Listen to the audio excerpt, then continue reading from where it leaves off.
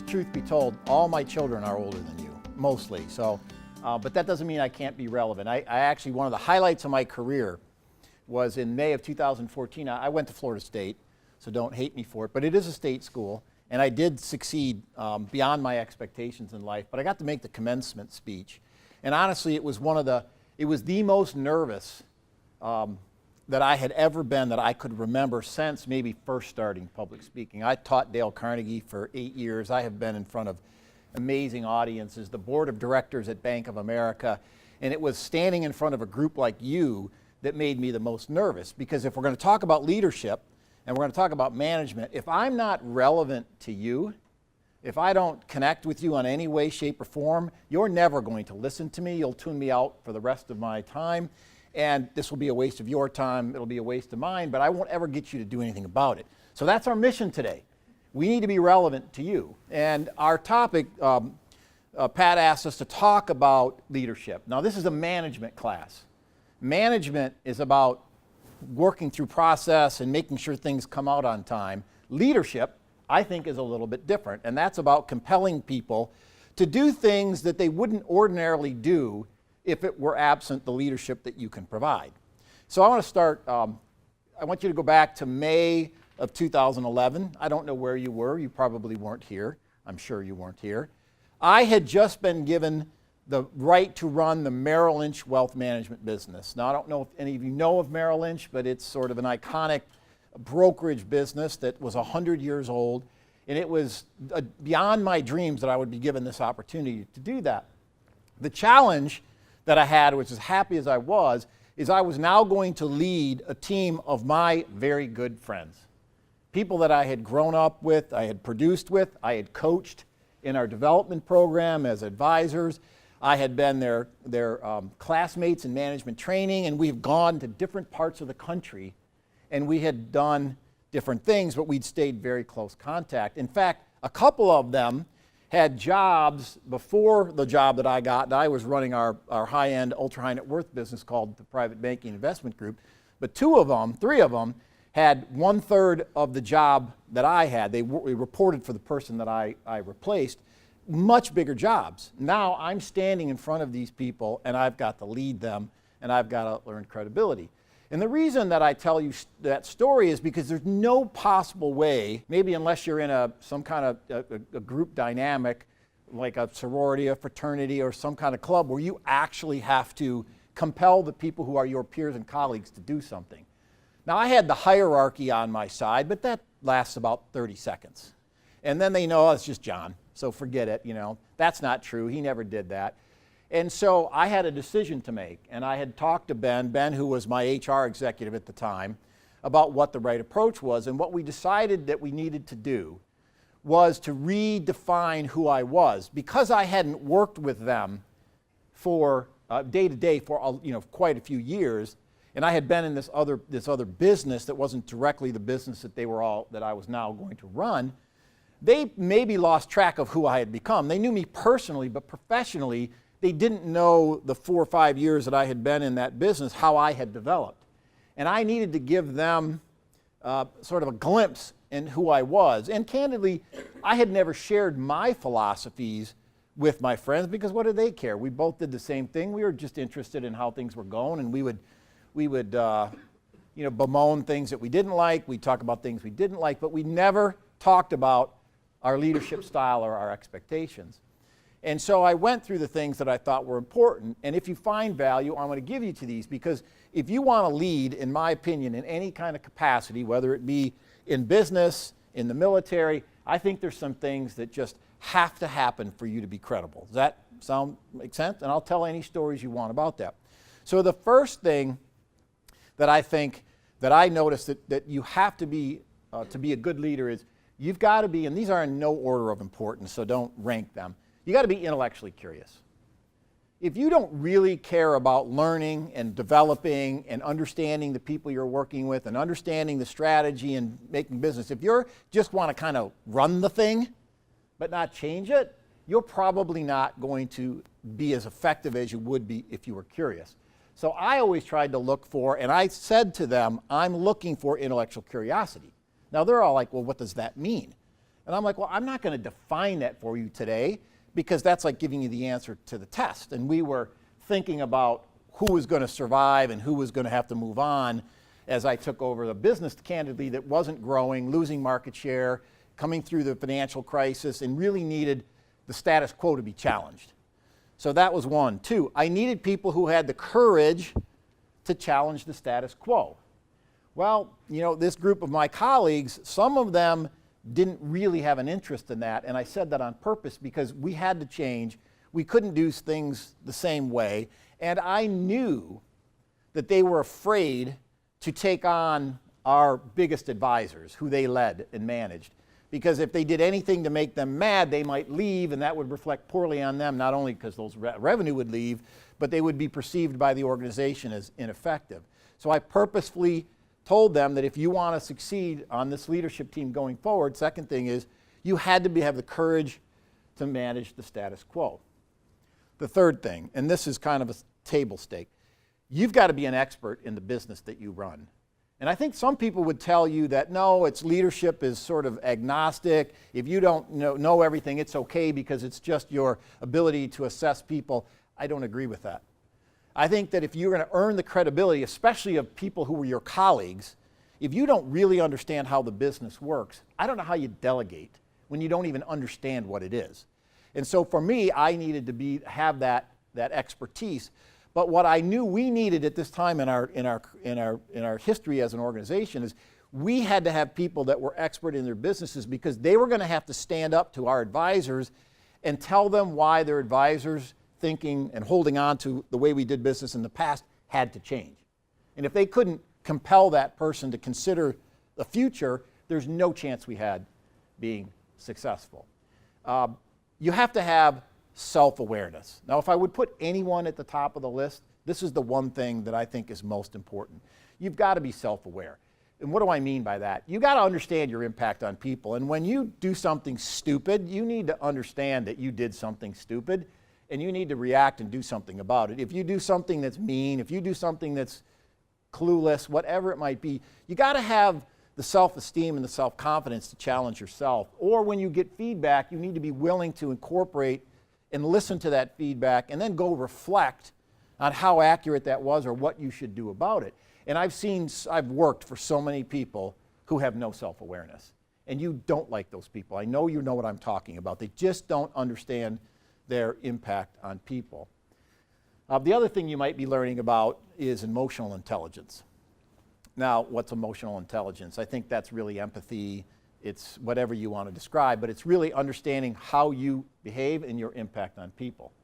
Now, this was something that I really had to learn, and I'll tell you what I mean. I'll never forget, I was a sophomore in high school. No, I was a freshman in high school. I was taking Algebra 2, and I'm sitting in the back of the room, and I was clearly, I knew the answer to the problem that was being, and I don't know what about me was, but whatever look was on my face, the teacher, who ended up being a good friend, stopped the whole class and said, "What's your problem?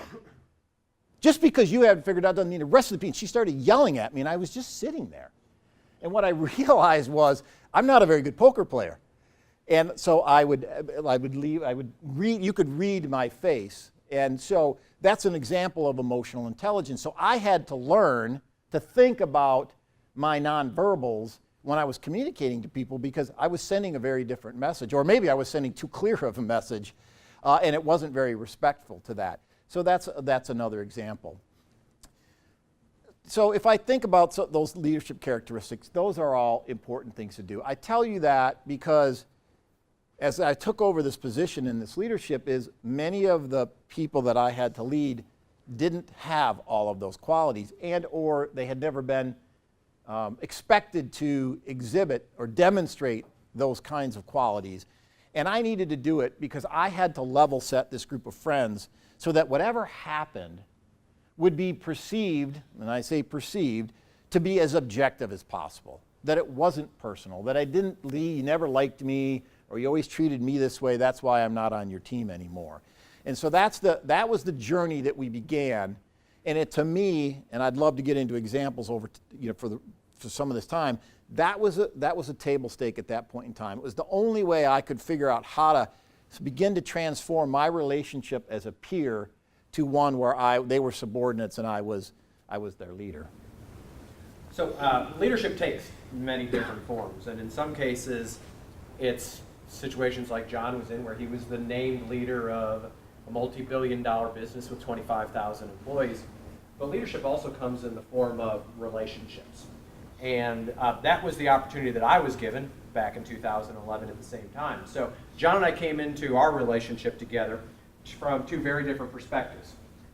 He'd spent his career at Merrill Lynch, I had spent my career at Bank of America. And in late 2010, I'd been given the great opportunity. I got called and said, we want you to move to New York. I was living in Charlotte at the time. I was born in outside of Chicago, or born in Southwest Wisconsin, grew up outside of Chicago. So I got called and said, we want you to go to New York, and we want you to be the head of HR for Merrill Lynch Wealth Management.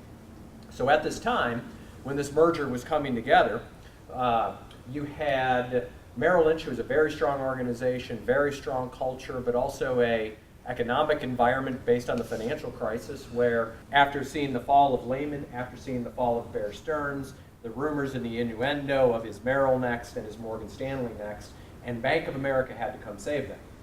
So I came from Legacy Bank of America, and so I'd spent more than a decade growing up in retail banking, consumer-oriented banking, and in an organization that was very, very financially strong, high levels of capital, high levels of liquidity, high stock price, lots of earnings, but a long track record of successfully doing mergers and integrating those mergers. So I was stepping into an environment where we had two very different cultures that had to come together. And I was also coming in with a lot of preconceived notions and a lot of preconceived beliefs about what my role was. So oftentimes people think, well, what's the HR guy there to do? Or what's the HR gal there to do? And what is their responsibility? And I walked in with a reputation of I was there either to fire people, which was pretty much the predominant perception that I walked into, or at its best, it was lack of trust. And so the leadership parallel, while I say it's different, leadership in John's case was he was a named leader and how he had to build relationships with a group of people who were his peers.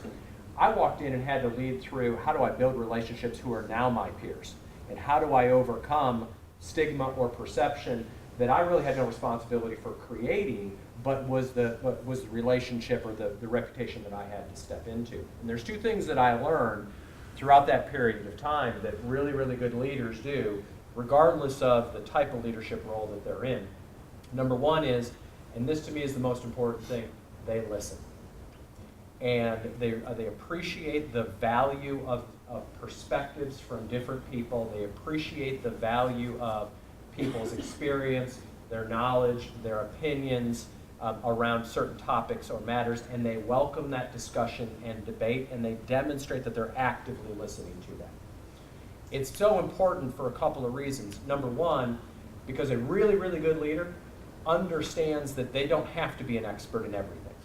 They don't have to have all of the answers. And that's one of the big fallacies of leadership. You think when you get to be a leader that you have to be the expert in everything that you're responsible for. And that's not the case. Your job is not to be the expert. Your job is to make the decisions. So the first thing they recognize is they don't have to be the smartest person in the room. And that gets to that point about humility that John talked about. The second thing that they do and do very well is great leaders know how to slow time down. And I know that sounds strange the way that I say that, but it's true in business, it's true in the military. In times of crisis, events and issues get sped up. Things start to happen very, very fast because people react. And when they react, they react emotionally first. And that tends to speed things up and speed up issues. What great leaders have the ability to do is listen to the people around them, but then slow things down and slow time down. And the way that they do that is that they get teams very, very focused on what the issue is. You can bring a crisis to a discussion, and there might be 10 different variables within that crisis, but there's really only one or two that matters. A great leader is able to dissect that, get the team very focused on what that one or two most important things is, and then they realize their job is to be very clear in the expectations, but their role is not to execute. Their role is to push the noise to the side. Eliminate roadblocks, eliminate barriers, keep the white noise out of the path of execution, and that's how they slow time down in times of crisis. And so John and I walked into a very interesting relationship where there was a lot of crisis. There was a lot of financial crisis, there were cultural issues, the industry was in a significant amount of turmoil, and things were happening at a rate of change and a speed and a velocity that had to be slowed down in order to execute the strategy that John had a vision for. We had a lot of fun and a lot of interesting times. So let's take that example. So it's 2011. Merrill Lynch had failed, pretty much. It was going to go bankrupt that weekend, and Bank of America came and bought us. Lehman Brothers had gone bankrupt. Bear Stearns had gone bankrupt in the March before. And so you had a group of our financial advisors who had nothing to do with Merrill Lynch's failure. It was all in our capital markets business. It was CDOs, if you remember CDOs. We had these mortgage pools that were failing and defaulting, and we lost $50 billion in those investments, so that's pretty much hard to recover from. We got rescued, and everybody was happy that Bank of America rescued us on September 12th, 2008. By the time January 1st, 2009 came around, it was like, I'm not selling checking accounts. I'm not doing credit cards. The bank doesn't understand my clients. I'm not doing that stuff. And it was quickly how ungrateful people became within a period of time. And so as he talked about, there was a lot of things going on. There was the mortgage crisis. The stock price was under pressure. The government hated us. The president said we're fat cats. Everybody that, I literally had, this is a story where it hit home to me. So my mother and father live in Indianapolis, Indiana, and they're just beautiful people. And there was a guy in their church who had Parkinson's to a point, and he was like in his late 50s, where he was in a wheelchair and he had no family. And so my parents were taking him to his doctor's appointments twice a week. Of course, just the only way he could get it. So I come and my mom wants to show me off, and so we run over there to meet this guy. And so we started talking, and he asked me what I did, and I said I run Merrill Lynch. And he just started berating me about the bank and how they screwed people. And I'm like, dude, my mom and dad take you to do doctor's appointment every other kid. Did you have any modicum of decency, like you ingrate? That's what's going through my mind. I didn't say that. I just moved on. But it was an example of me. So that was going on, and our advisors were feeling that. And at the end of the day, there was all the other things that were going on. But the issue that we had to deal with was that they had lost confidence in a 100-year organization that let them down, that put them in a position with their clients where they had to defend something that they really didn't understand. And now they were going to be asked to do something by the acquiring organization that they didn't feel like that was beneath them. And what we had to do, forget the business strategy, forget the growth problem, the margins that were declining, we had to convince people to stay in their seats, that they could flourish in this environment over the long term, and then how. So that's what I spent the next 2 years doing, at least the next 9 months. I went everywhere in the country to sit and get yelled at by people about what they perceived, and then sit there and rationalize with them and explain to them why this could be worth. That is not what I wanted to do.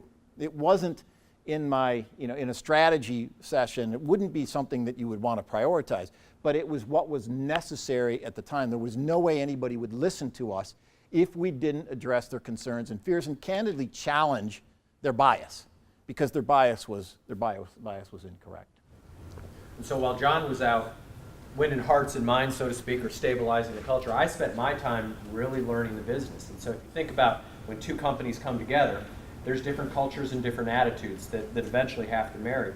Well, when you take an HR person and you send them into the new acquired company, like I said, there is an expectation that comes with the role that you play of what you're there to do. And in many cases, that expectation was you are there to go change the Merrill culture. You are there to go unwind it and make it look like everybody else at Bank of America. And the great irony of that was it was actually completely the opposite. My job was actually to learn the Merrill Lynch culture and to figure out how I keep Bank of America at bay long enough for John and I to go execute the strategy that he talked about. And the way in which I had to go about doing that, the leadership that I had to exhibit was I had to get out and meet with a lot of people. I had to go learn the business. I had to build relationships with them, both on a business level, so I could speak the acumen and converse in a way that was relevant to them.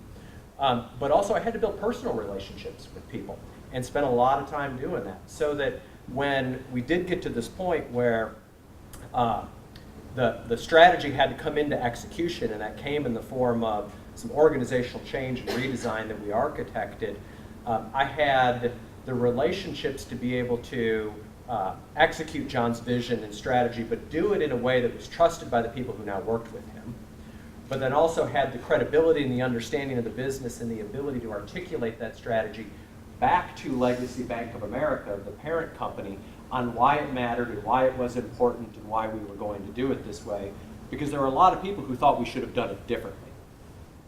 So you think, okay, I've got this plan. I'm not sure what it's going to be, but I've made my talk, I outlined my leadership qualities that I thought were important.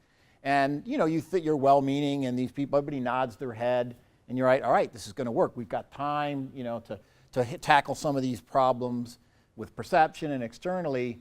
And sure enough, 2 months later, we find out that 2 or 3 of the people that we put in this, or left, I should say, in these roles were out undermining us, right? There was just willfully sending a message that was completely opposite of what we were actually trying to accomplish. Not because it was a better strategy, because it just wanted to be different. They just wanted they wanted the credit for what they were going to do, and they were going to show that their way could perform better than our way we as agreed with the team. And the point of telling you that is that's what's going to happen in leadership. The people that you think you know, the people that you think you can count on are going to disappoint you. The people that you're worried about, that you don't think, they may surprise you to the upside. But whatever it will be, it won't be what you think it was going into it. And as someone who cares and someone who has relationships, that resiliency that you have to build, it can only come with experience, because it's a punch in the stomach when you find out that people are sort of insubordinate and really trying to damage something that you collectively care so much about. And I think you probably have seen that in your life with friends and others, but it's going to happen over and over in business or in whatever you're in, because it's just a bunch of people in a system behaving the same way as in any other system, whether it's college, friendship, church, whatever. People just misbehave. And as a leader, you've got to build up a lot of resiliency to that. You've got to be able to figure out how you get through that and not lose your confidence in what you mean. And you'll be surprised, like I said earlier, leadership takes lots of different forms, but it also occurs at lots of different times. And you're put in situations to be a leader when it may not be explicitly stated that you are now the leader. There's a time of that where I experienced that, which was, I don't know if you remember this, we haven't talked about this one, when I talked a lot about those cultures having to come together, and we just put this new management team in place, and there were some people who were trying to undermine it, but we'd had a management team meeting. We were all sitting around a big table, and there was a lot of rhetoric and discussion going around the table with these 12 or 13 leaders about why the Bank of America people can't understand us and why they can't change to be like us, and how do we do that? How do we bring them more in so that they start to adapt?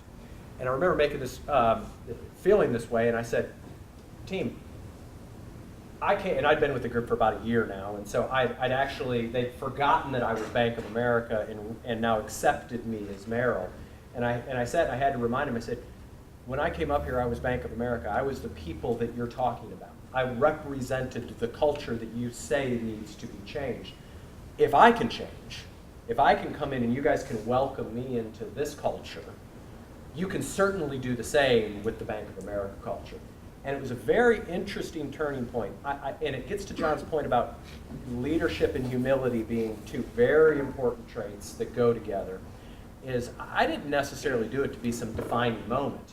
But as soon as I said it, I did it just to try to get people off the conversation, because I was sick of hearing and bash my teammates who I'd spent the better part of a decade working for.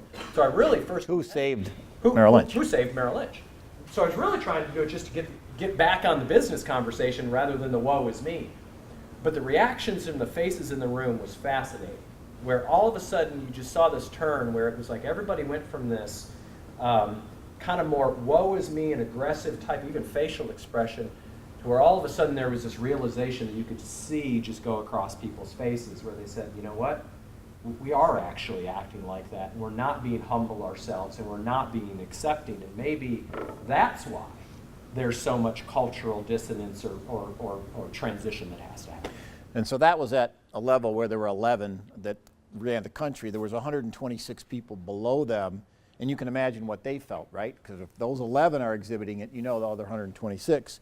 So we realized that quickly, and it was honestly, they ended up blaming the bank for anything that went wrong. So the market could go down, and it was the bank's fault. I mean, some client complained it was the bank's fault. It was kind of crazy, but that's how people rationalize and project their weaknesses on others. So we had to figure out, what can we do? And so what we ended up doing is, Merrill Lynch is a New York-based firm, and as such, you know, when you come to New York City and you come to Manhattan, and we are down in World Financial Center on the Hudson River in these majestic office buildings with beautiful views of the Statue of Liberty, and just impresses anybody. And their vision of Bank of America was, there must be like this 3-story building in the middle of a cornfield in Charlotte, North Carolina. None of them had been, except for a few. And they had this idea that literally there was like hay seeds coming out of people's, you know, hats they were wearing. And they just created this image. And it was really off-putting, but you know, right, that this is how people do it. So we ended up, I brought every single leader, like 18 at a time, to Charlotte to see the beautiful 57-story building in downtown Charlotte. And then I paraded the most capable people on the Bank of America executive leadership team who were willing to do this for me. They had to do it 8 times. I had the treasurer, I had the chief risk officer, I had the leader of the commercial banking business, who all stood toe-to-toe with these guys and candidly were much more qualified, and sat and impressed and just systematically debunked the myths that they had. But my point is, you're going to have to do those kinds of things to win people to your way of thinking sometimes, because bias is a really, really strong thing, which I know many of you know, to overcome. And sometimes you just got to kind of grab them by the ear and say, well, come see for yourself. There's a leadership observation in that, but just as an anecdote, when John talks about hay seeds and cornrows growing through the lobby of Bank of America, my favorite quote that I came to actually endear and love was, and it happened just about every office that I went and visited within Merrill, was the quote that was, just because just because Marriott bought the Ritz-Carlton doesn't mean that they have to change the thread count on the sheets, which was the advisor's analogy of why Bank of America should leave us alone and let us do our business. So that one stuck with me, but you heard it. Just because the Marriott owns the Ritz, don't change the thread count. But that was the mindset of the merger at the time. The leadership learning, when John talks about taking this leadership team down and having the most senior leaders of Bank of America spend time with them, those leaders that spent time with the new management team, they didn't go into those conversations with a set of demands or a set of orders or a command and control type of message. What they went in with was, we need your help. We need this franchise, we need this leadership team to help us. And all the acrimony, all the consternation, all the concern about, are you going to move my cheese and ask me to do something differently, suddenly dissipated and melted. Because it wasn't, we're coming to give you your orders, it was, we need your help. We got to drive revenue, we got to increase our capital, we got to drive liquidity, we've got to grow our business, and the only way we're going to do that is through you and your teams and your clients. Yep, it was great. So that's a lot for a very short period of time. Why don't we stop and see what questions you might have?